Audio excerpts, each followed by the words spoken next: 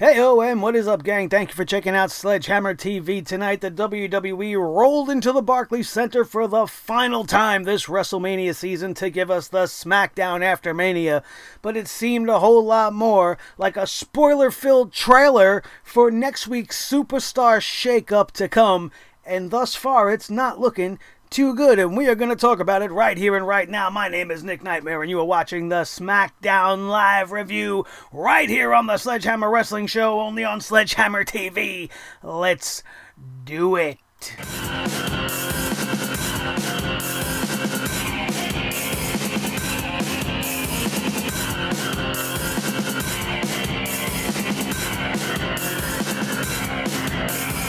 The Sledgehammer Wrestling Show.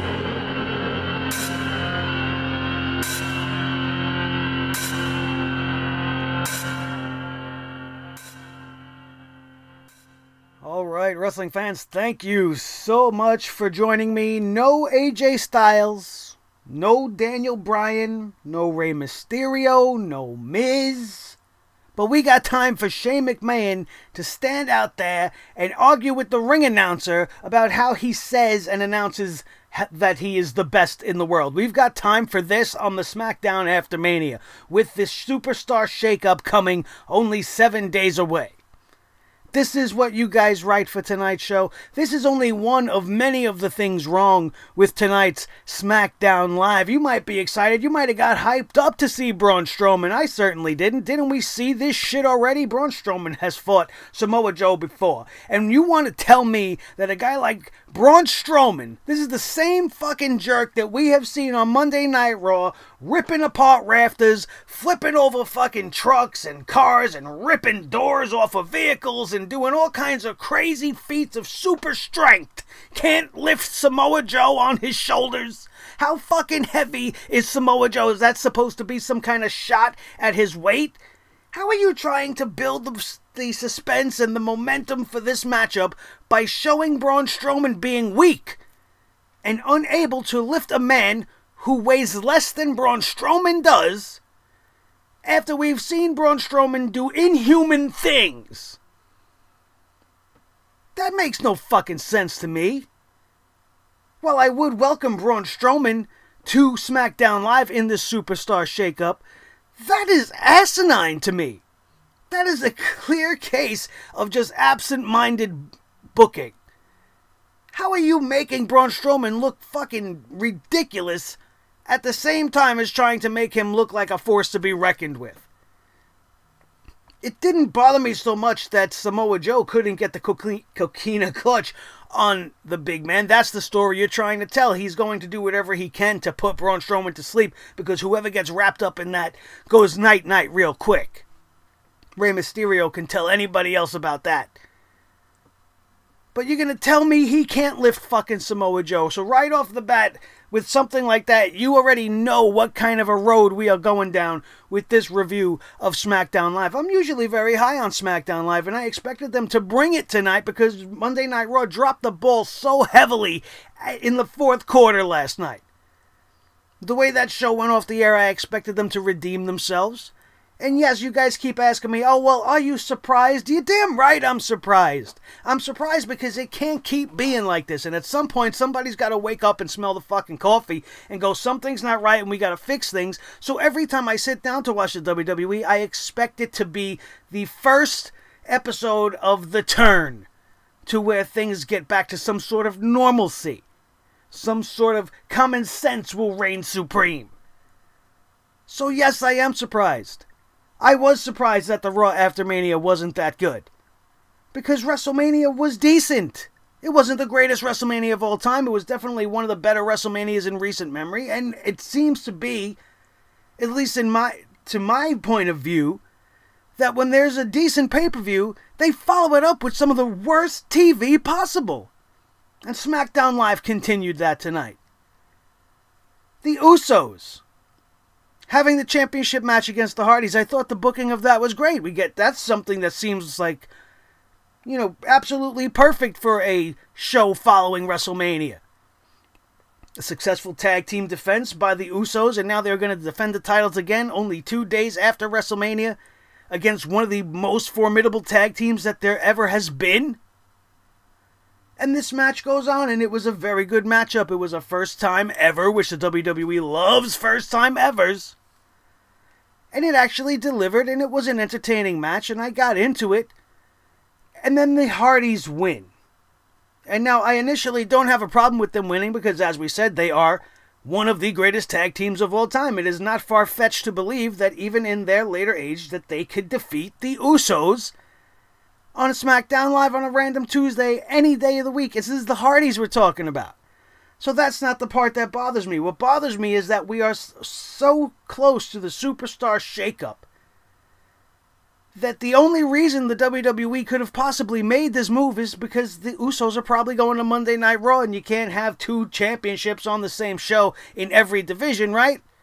They proved that with their decision-making last night. They weren't going to do that with the men. I wish they would do something like that. I wish that whoever has the tag team championships on SmackDown Live gets moved to Monday Night Raw, so that they can merge the tag team division into one and save us from the mediocrity that it is stuck in as it is. So right off the bat, I'm thinking, well, there go the Usos. They just spoiled that. There's spoiler number fucking 2. We already see that they're teasing Braun Strowman coming to Monday Night Raw. We're talking about the Usos being shipped to Monday Night Raw because now they're not the champions anymore. The Hardys are the champions. But then also there's another mistake that WWE makes. They send Lars Sullivan out there to obliterate the Hardys. And I'm thinking to myself, why the Hardys? Why the Hardys in this championship celebration moment? Oh, he needs to look dominant and he needs to go out there and stop all the fun. That's stupid. It was stupid. And if they're trying to go down this legend killer thing with Lars, he attacked Kurt Angle last night. Now tonight he's going against the Hardys. Or attacking the Hardys, rather. He didn't go after the Usos. He went straight after the Hardys and just focused his attack on them, the new champions. Why would he attack champions in a tag team division? He doesn't obviously want the tag team belts for himself, unless maybe he does. I don't know, but it made no sense in this moment to do this to the Hardys. Absolutely zero sense. What did Lars gain from this? Nothing. The crowd, as hot as the Brooklyn crowd was, they didn't seem to give two shits about Lars Sullivan and what he did.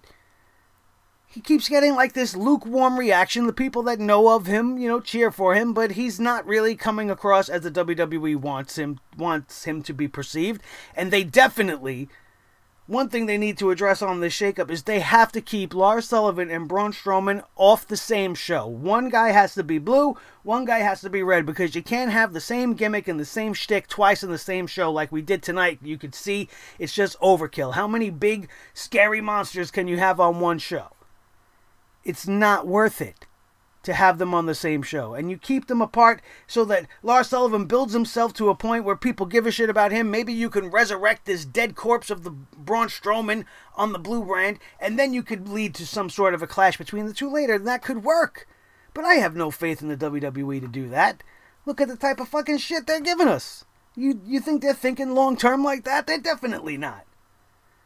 They're not even thinking in the present. They're forgetting about yesterday. Becky Lynch comes to SmackDown Live tonight. Her hometown. This is her home show. Right? This is SmackDown Live. This is where Becky Lynch made her name. And we had the same exact fucking segment as last night. We didn't get a new challenger or some other person vying for the belts. We got fucking bam, bam, bam, bam, bam, bam. That's what we fucking got. The fucking lady. The sassy southern bitch. Again. And she hit Becky Lynch with the exact same right hand she hit her with last night. But for some reason tonight it seemed to have a whole lot more fucking power. It's almost as if last night Becky Lynch forgot that the woman's right, that right hand that Lacey Evans throws, is supposed to be her finishing maneuver and supposed to knock people clear out cold. Obviously they reminded her of this. Maybe she would know this if they would have allowed Lacey Evans to actually fucking perform on the show. So that Becky knows what she's up against. Oh, when she hits me with this fucking right, I'm supposed to go lights out. I'm not supposed to just get hit and then turn around and retaliate like I did on Raw. Holy shit, tonight I'll get it right. Girl could barely move. But you're telling me you couldn't have made it more interesting because we're on a different show? You could have made it a different segment. There are other women. We didn't have Asuka on the show tonight. We didn't see Naomi on the show tonight. No Nikki Cross. That would have been interesting. Come play with Nikki, Becky. Right? She could have hit the screen. She could have ran out there. She could have jumped Becky. Proving Becky right. She's standing there. Well, I got a huge target on my back. Everybody's going to be gunning for me. Everybody's going to be gunning for me. And then who comes out? Fucking bam, bam. To do the exact same shit.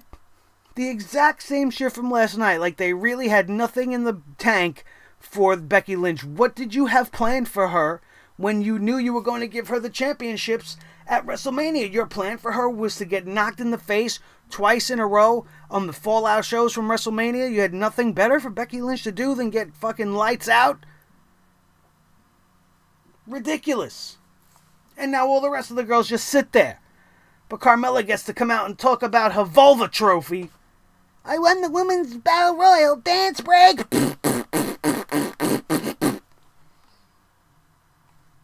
All for Ron Killings, all for the truth, to get fucking choked out and yoked out by Samoa Joe. This is the type of shit you're putting on TV.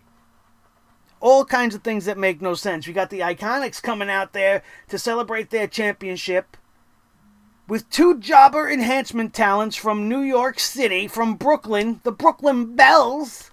Sounds like the Glorious Gables girlfriends. The Brooklyn Bells and the Glorious Gables. Get them together, it'll work. They're coming out at the same time as fucking Braun Strowman's leaving. They want to, like, shake hands with Braun Strowman or something. Braun's looking at them like they're fleas. Like, get the hell out of here. I shake you off my nuts. Get away from me. You guys got Australian cooties or something.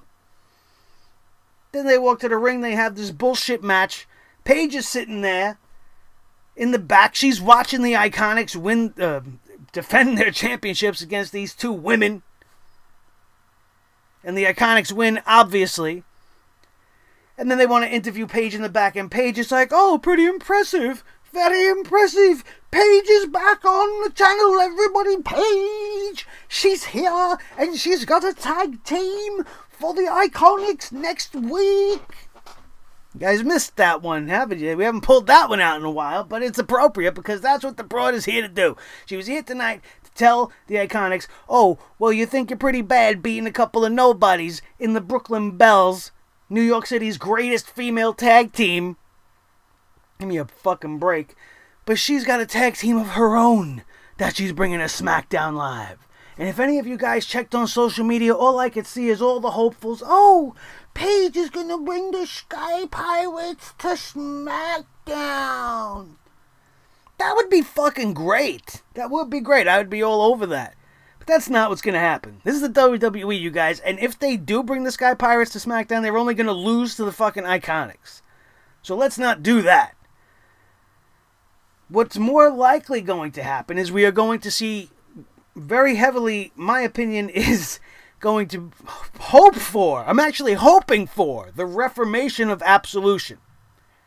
Because that was Paige's girls, right? That was her tag team that never got off the ground. They could try to do that again. She's not the GM anymore. She could be the manager of the faction.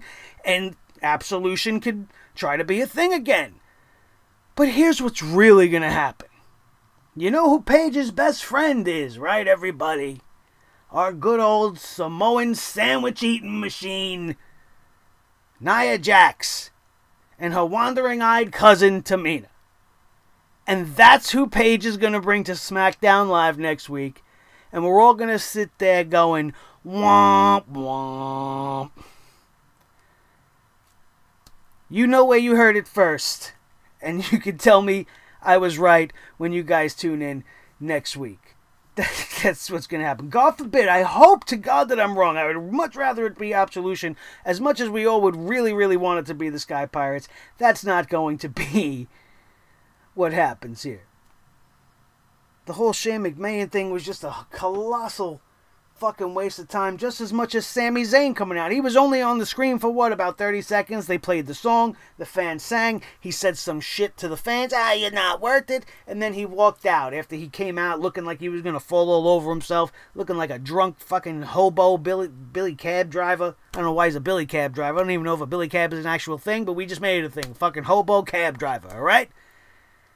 And he doesn't have anything to fucking say. He came out to interrupt the main event before it got started, and then he doesn't have anything to say, and he walks away. And I'm telling you that I'm already fed up with Sami Zayn's character. And what he needs to do is stop attacking the fans. That's what Daniel Bryan's kind of doing right now. Get off that boat. There's too many people riding that boat. What you need to do is go and focus and target your attention on somebody that the fans are behind. Somebody that the fan loves. And get at the fans by attacking their favorites. That's how old-style heels used to do it. They didn't all just come out and sit there and go, "You fans, I hate you guys. You don't know shit, and you're bad for the earth and bad for the economy, and this company is toxic," and blah, blah, blah, blah. We don't need all that shit. Go out there and beat somebody's ass. Go after Ali. I'd love to see Sami Zayn versus Ali right now. The fans love Ali. You think they wouldn't be all over Sami Zayn if he jumped Ali while he was just about to win some match? Or at some point during this 6-man tag team match that he was a part of, the first of 2 on the night? 2 of the same fucking matches booked on the same night is a terrible sin. And it wasn't even for 2 separate divisions. It was the fucking 2 6-mans. They had nothing else to do for Kofi Kingston as the new world champion, but they had to put him in a 6-man tag, and they didn't worry about the 6-man tag they had already booked earlier in the evening. Absolutely ridiculous. The first 6-man tag of the evening was Ali, Ricochet, Aleister Black versus Rusev, Nakamura, and Andrade. It was very entertaining. It was a good match. I loved the spot where the 3 guys on the babyface team all came together in the middle of the ring at the same time and ended up popping a squat, Aleister Black style. That was very cool, very well timed, and it looked great on TV. There was a couple of good moments tonight, mostly in the wrestling. There was a lot of good wrestling on tonight's show. But this was for nothing. This match did nothing for nobody. It's just a way to get everybody involved and get everybody on TV and get it over with. There was nothing really that happened here until the end of the match, where 2 guys that had nothing to do with the match made the match mean something. I don't know what it meant by the end of it, but it meant something. When Randy Orton came out, we had an RKO out of nowhere, immediately followed by a KO out of nowhere. Kevin Owens came out trying to maybe one-up Randy Orton. I don't know. If you could do it, I could do it. My initials got KO too. So I'm going to give a KO out of nowhere. And he delivers a stunner to Rusev to one-up Randy Orton and his RKO on Ali after this 6-man tag team match. And that was my favorite part of the whole match. Excuse me, if I'm being honest with you, that was my favorite part of the whole match. The other 6-man tag involved the new heavyweight champion, Kofi Kingston, who was involved in a well-deserved celebration. Tonight he had his family there, his beautiful wife and his children, and I thought that was very touching. All of the kind words that Kofi Kingston was receiving from his brothers, Xavier Woods and Big E, about Kofi Kingston was a hero to them, and how proud they are to be part of this moment with him, and Kofi Kingston, how it was just mentioning how this has just been so overwhelming and that the fan support has been tremendous, and he couldn't have did it without the New Day, and he couldn't have did it without his family, and it was just a very genuine, very heartfelt moment, and it felt good to watch this. Until the fucking bar comes out again, and I'm sitting in my couch, I'm going, what the fuck is with all the bar?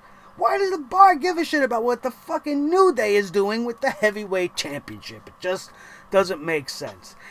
And the bar's like, well, you should be thanking us because we had something to do with Kofi Kingston's rise to the top and this and that and whatever. And then they said that they're going to have a match tonight. The New Day pointed out, well, you guys are outnumbered. We got 3, you guys got 2.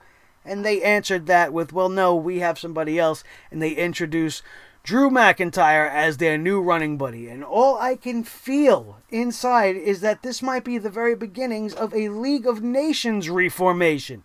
This is the League of Nations version 2, which we don't need. It just immediately has that feel to it. You got Drew McIntyre from Scotland, you got the Swiss Superman, and you got the Celtic Warrior. All you need is to throw Rusev back in there since Alberto Del Rio's gone, and you have the whole thing all figured out. And Rusev's running with Nakamura. You could throw him in there too, and you throw Japan in the fucking League of Nations, and there you go. Now, all on paper, that looks like one hell of a fucking faction. You know for shit sure the WWE would just absolutely destroy it. They would kill it, and it would become uninteresting and unappealing, just like the League of Nations did. The League of Nations was nothing more than a monster feeder for Roman Reigns. So what do you think the point of the new League of Nations would be? Just to fucking lose to everybody around them whenever Vince wants them to. But the celebrations for Kofi continued after they were victorious in this six-man tag team matchup, and his family was brought back into the ring once again as they celebrated in the ring at the Barclays Center. Everybody was into it towards the end of the night. The Kofi chants were strong all night long. It was not what I expected. Not at all. There was no real big surprises that took me by surprise or by storm or made me think, wow, SmackDown Live's really showing Raw what's for. Not this week. That is usually the case. But not this week. When you give me repeat matches and repeat segments from a terrible show last night, and then nonsensical things like Braun Strowman not being able to lift Samoa Joe when he's flipping garbage dumpsters and shit, I can't. That is the best analogy and the best thing I could point to you guys to show you just how illogical this company is. They actually wrote that to happen tonight. They told Braun, make sure you go out there and try to make it seem like you can't slam Joe, because that's what everybody's going to be waiting for, seeing you hit that power slam. And whereas that's usually the psychology you want to run with, when you keep recent history in mind, and the fact that he's this generation's giant, and he's been rearranging furniture and moving vehicles with sheer force of might, that's just asinine. Just like the WWE is, and just like this SmackDown after Mania was. This was not anything to be excited about, and I'm actually more worried for the Superstar shakeup than anything else. The official results go like this. The first match on the night was the six-man tag team matchup featuring Ali, Black, and Ricochet versus Andrade, Rusev, and Shinsuke Nakamura. At the end of this thing, hang on a second, I just shot past it, but I already told you, the babyface team came out on top as Ali, Ricochet, and Aleister Black got the win and suffered an attack by Randy Orton and Kevin Owens. The next matchup on the night was not actually a matchup, but it was the confrontation between Samoa Joe, and then we had the WWE Women's Tag Team title matchup. The Brooklyn Bells versus the Iconics. We all know what happened there. I told you the Iconics won with the greatest of ease, and I don't really give a shit. We had the Shane McMahon segment. The SmackDown Live Tag Team Championship matchup. The Hardy Boys defeated the Usos in a very impressive and very, very good tag team matchup. And we ended the night with the New Day versus The Bar with Drew McIntyre, the League of Nations 2.0, where Kofi Kingston hits the Trouble in Paradise on Sheamus for the win. And that was SmackDown Live on this Tuesday, April the 9th, 2019, bringing to a close WrestleMania and that year that was for the WWE. Opening day and opening week is now over, and next week we get to shift the playing field and rearrange the deck and see what we're going to go forward with for the rest of the wrestling season as we look forward to a change for the better. And maybe the move to Fox will do just that. Thank you guys so much for joining me for this SmackDown Live review and reaction show. Don't forget to continue to show your love and support to the channel by checking out our sponsor at Audible. Audible has over 180,000 books that speak to you, from professional wrestling biographies to science fiction, self-help, and second language. If you want to learn a new language, you can pick up a book that'll help you do so. And guess what? You get one for free on me just for being a fan of Sledgehammer TV. You just got to go to audibletrial.com/SledgehammerTV right now and redeem your audiobook by signing up for the 30-day free trial. Cancel if you want before the 30 days is up. Keep that free book for your whole entire life. It is a great way to support this show, and it is absolutely free. Hope you guys didn't miss out on the t-shirt deal. I told you guys it was over when SmackDown Live was over, and the deal was over, and I want to thank you guys that picked one up, and I hope that you guys are excited for the next one, because if you didn't like any of those and you didn't pick up any of those, you are going to want to pick up the next one, which is in progress right now and will probably be debuted on our anniversary weekend, which always falls around SummerSlam each and every single year. We are going to be entering our 4th year this year, and I want to give you guys a Sledgehead t-shirt that you will be proud to wear. If you have any suggestions on something you would maybe be open to wearing, why not throw me a comment down in the comment section below, as well as telling me what you thought about tonight's SmackDown Live and what you think's coming out. It's at the Superstar Shakeup. The comment section is yours as always. Don't forget to like this video if you enjoyed anything, if I made you laugh, if I made you cry, if I made you understand why this show wasn't as good as maybe you thought it was coming into this show, then hit that thumbs up because I earned it and I want to know if you guys like the show.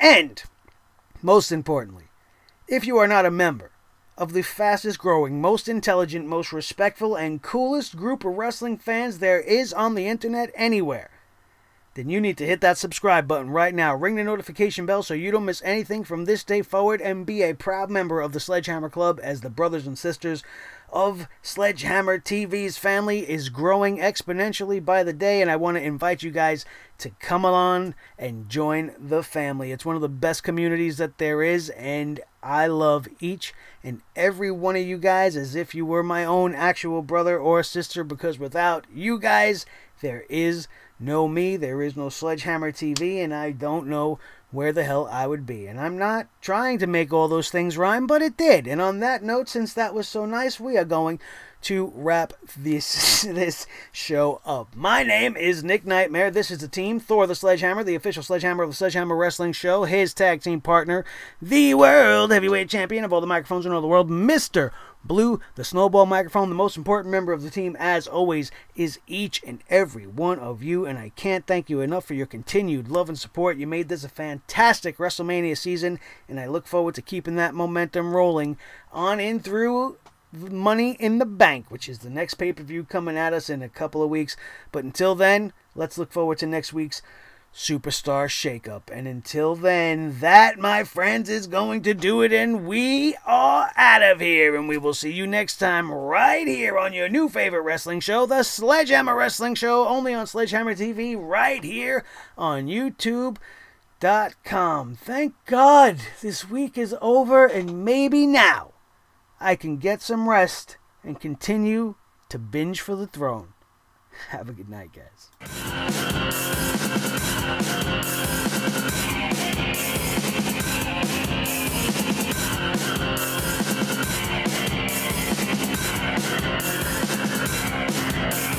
The Sledgehammer Wrestling Show.